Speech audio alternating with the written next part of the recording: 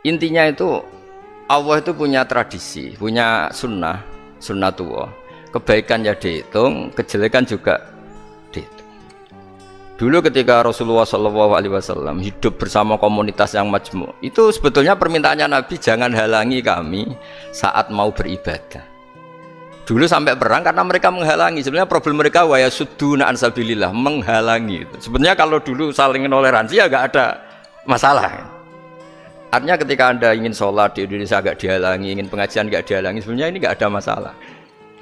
Ya, soal ada kebaikan, ada keburukan, ya mulai Nabi Adam sampai sekarang, sampai kiamat.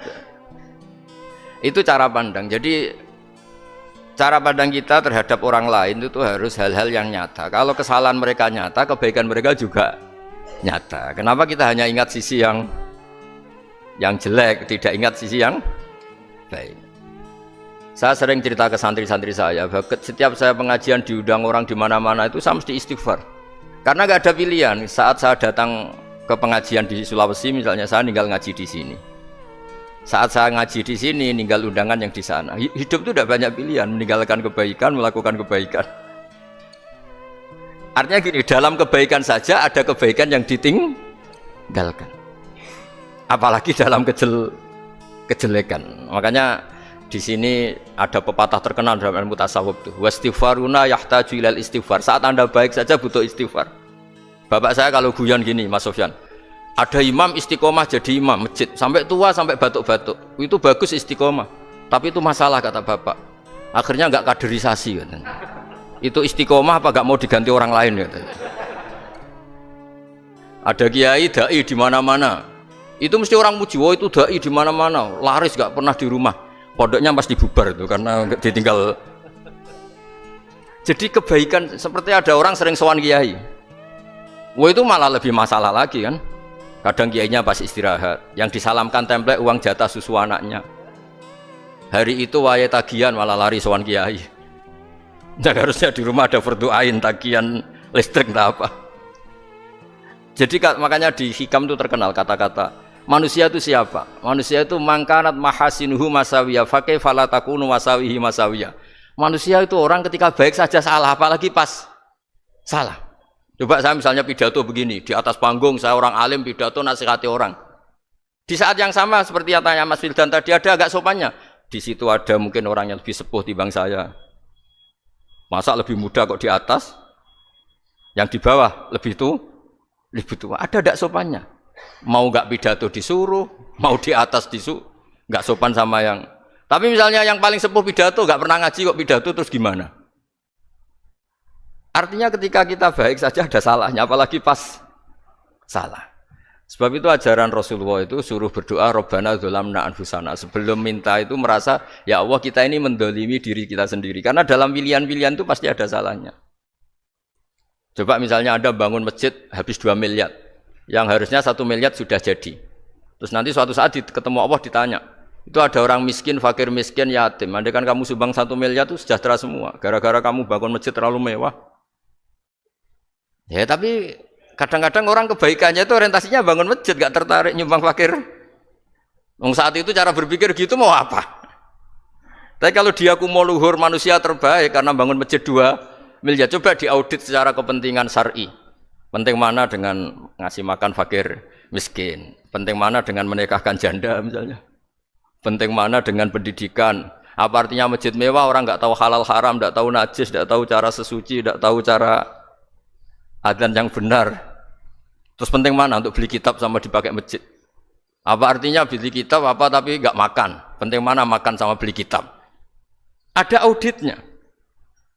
Makanya manusia itu ketika baik pun disuruh istighfar, apalagi ketika salah. Nah dengan perasaan seperti itu kebencian pada orang lain luluh karena potensi baik pada orang lain ternyata tinggi dan potensi salah ke kita juga tinggi.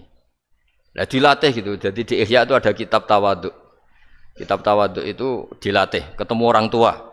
Huwa aksaru ibadatan, dia mesti ibadahnya lebih banyak karena lebih tua timbang saya, pasti sholatnya lebih lama timbang saya. Ketika Anda sudah tua melihat anak-anak, huwa aqallu minni maksiatan, mesti maksiatnya tidak banyak karena masih kecil. Terus ketika melihat orang fasik maksiat, La Allah yatubu alaih fa innallaha tawwabur rahim. Mungkin Allah memberi tobat, bisa saja. Umar itu ingin bunuh Nabi, tapi Allah memberi tobat. Yang sowan kiai saja tidak mesti dapat tobat. Umar ingin bunuh Nabi, tapi Allah memberi tobat. Akhirnya ya tobat jadi Islam yang baik. Dalam sejarah Wali Songo, Kalijogo sowan Sunan Bonang itu ingin garong, tapi malah jadi muridnya jadi wali. Kalau Allah sudah menghendaki tidak ada ya. Perang Uhud orang Islam kalah itu karena panglimanya siapa? Khalid bin Walid. Tapi dia malah yang dapat hidayah. Nah, sama orang yang sekarang Anda benci bisa saja Allah merencanakan ada apa? Hidayah di situ. Dan kita yang merasa benar jangan saja ada rencana Allah bikin kita su'ul khotimah. Na'udzubillah min dzalik, kan tidak pernah tahu. Nah, dari tidak pernah tahu itu orang diusahakan tawadhu. Wa ma adri ma yuf'alu bi wala bikum. Kita tidak pernah tahu. Makanya meskipun saya ini kiai terus kata orang banyak itu ketok. Kalau istighfar ya nangis betul ya. Cuma kan nggak perlu di depan umum. Nanti ada penampilan kan ribet kan nanti. Sudah nangis nggak ikhlas, nggak mutu. Ya gitu ya. Yang Mas Wildan tadi apa pertanyaannya diulang? Selain masalah akhlak tadi. Tentang bagaimana cara kita bersaudara. Tanpa memandang kepentingan duniawi. Nah ya makanya tadi saya bilang bernegara itu pakai hadis, misalnya Nabi pernah ngendikan kamu itu punya 3 tetangga, yang satu punya 3 hak, yaitu dia tetangga kamu, dia seagama kamu, dia sesaudara kamu. Jadi ada 3 hubungan, seagama, sesaudara, dan tadi apa? Dia tetangga kamu, dia seagama dengan kamu, dia masih kerabat kamu. Terus ada tetangga yang punya 2 hak, yaitu dia tetanggamu seagama dengan kamu tapi tidak sekeluarga dengan kamu. Terus ada tetangga yang punya 1 hak, dia tidak keluarga kamu, dia tidak seagama dengan kamu tapi tetap punya hak karena itu tetangga kamu. Dan itu kata Nabi semuanya berhak kamu baikin karena ada hakul jar. Makanya dulu doa ada bil kubri itu ceritanya sederhana. Ada seorang perempuan Yahudiyah sowan Sayyidah Aisyah. Kalau sowan ya dikasih uang sama Sayyidah Aisyah. Padahal Yahudiyah. Ketika dikasih uang, terus si Yahudiyah tadi, semoga engkau diselamatkan dari siksa kubur. Zaman itu Sayyidah Aisyah belum dengar hadis tentang siksa kubur. Setelah Rasulullah datang, saya tadi diminta didoain, ya saya terima karena saya enggak percaya. Terus Nabi ngendikan itu benar adanya siksa kubur. Ketika komunitas Yahudi di Madinah itu puasa Asyura, Nabi coba tanyakan mereka, kenapa puasa Asyura? Padahal orang Yahudi. Oh, terus setelah ditanya, yaumun najjawahu fihi Musa, itu hari di mana Allah menyelamatkan Nabi Musa, kata orang Yahudi. Terus kata Rasulullah, nahnu ahaqqu bi Musa, saya juga berhak menghormati Musa. Kemudian Nabi puasa.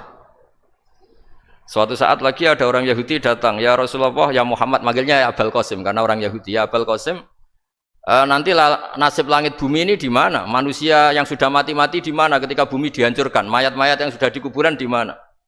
Terus orang Yahudi tadi bilang, innallaha wadu'as samawati ala dzih wal aradina ala dzih. Soalnya Allah itu bisa saja mengelola langit bumi yang sudah hancur gini-gini.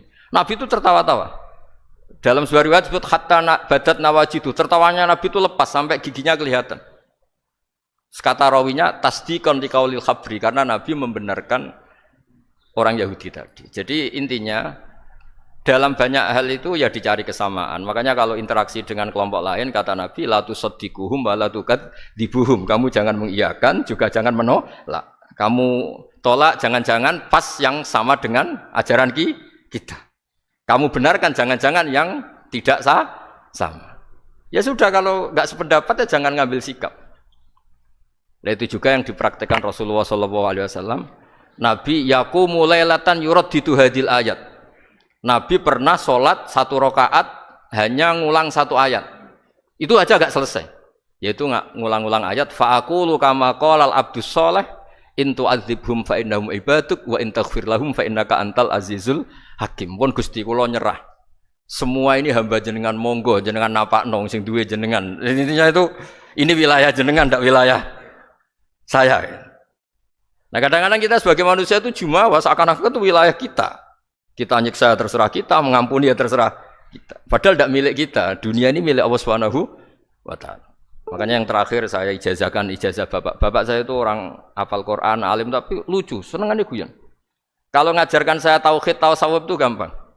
Hak kamu punya tetangga, punya Innova. Terus kamu berpikir, kamu miskin berpikir, itu pajaknya aja berapa? Kalau apa itu bannya sudah halus itu gantinya kayak apa, kalau rusak kayak apa. Terus kata bapak, ora melok duwe kok mikir, ndak ikut punya kok mikir. Terus coba kamu nggak ikut punya Alphard. Terus saya mikir, wah itu pajaknya berapa Pak Martinus, bisa dipakai beli motor kan? Pajaknya apa? Alphard ini. Oh nggak ikut punya kok. Nah, dunia itu rawekmu, mbok pikir lah apa ono sing duwe. Maksudnya itu, dunia itu milik Allah, apa kamu pikir itu milik yang punya gitu. Nah, itu yang dimaksud dalam ilmu tasawuf, da'it tadbir fama qoma bi ghairuk la tuqimbihi nafsak. Sudah kamu tidak usah ikut campur, itu wilayahnya Allah gitu karena wong ndak ikut punya kok ikut mikir. Anda benci orang, benci sekali karena dia tauhid misalnya. Jangan-jangan Allah punya rencana memberi hidayah dia. Atau Allah punya rencana dari dia keluar orang-orang Islam yang soleh. Makanya ketika Malakul Jibal, ya Rasulullah saya disuruh Allah, terserah engkau. In syi'ta an udbiko alaihim al-akhshaban. Kalau engkau mau orang-orang yang mendustakan kamu saya hancurkan. Apa jawabannya Nabi? La, jangan. Bal arju ayyukhrijawah min aslabihim ma ya'budu wa la yusyriku bihi syai'an, itu di Bukhari. Enggak, bisa saja sekarang dia kafir, anak turunnya jadi Islam. Dan betul. Abu Jahal punya anak Ikrimah, Abu Lahab punya anak Darrah. Walid itu musuh besarnya Nabi, punya anak Khalid.